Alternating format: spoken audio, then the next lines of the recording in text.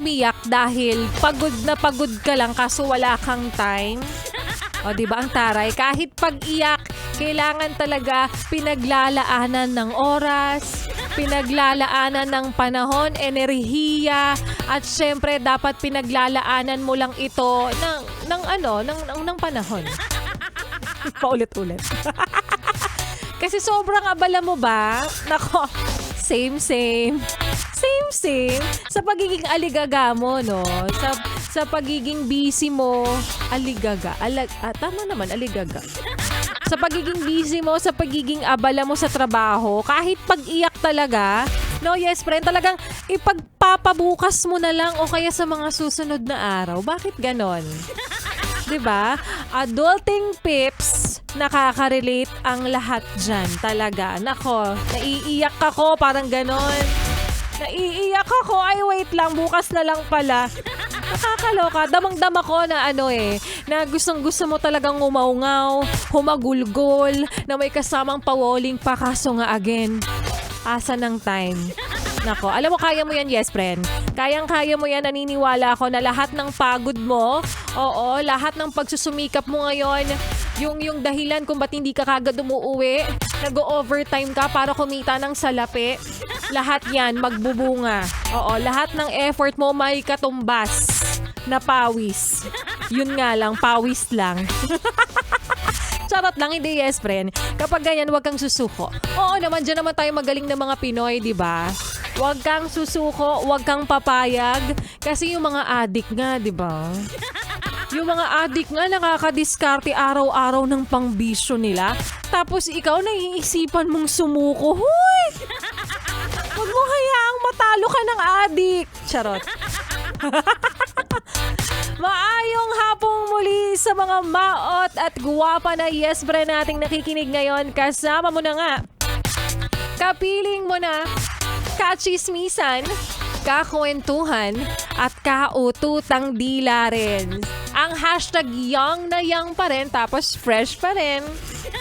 Na si DJ Laika Barista from 3 to 6 p.m. dito pa rin sa iyong paboritong istasyon na kabanding ang 101.1 Yes! FM.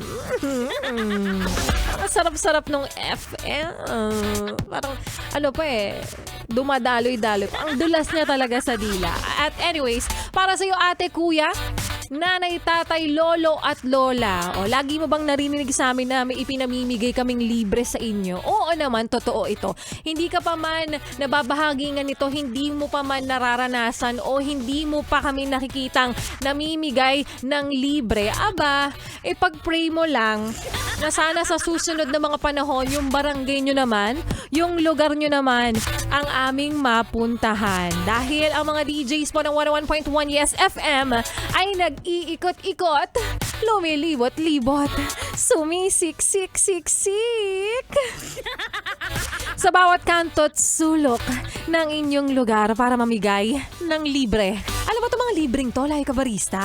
Libreng aliw, libreng saya, libreng entertainment, at syempre yung gustong-gusto mo, be, libreng kwarta. O, diba? Libreng papares din para sa'yo, yes, friend, no? Kaya para sa mga nag-aabang lang libre, nako! Sinasabi ko sa'yo, magtrabaho ka, puro ka asa. Charot. Abangan mo lang ang mga papremyong hatid sa'yo, syempre, ng 101.1 Yes FM.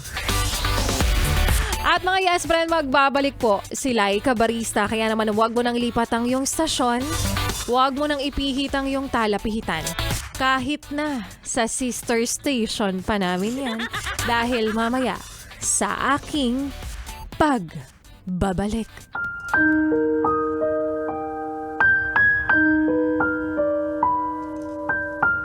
Ilang signs na ba ang dumating?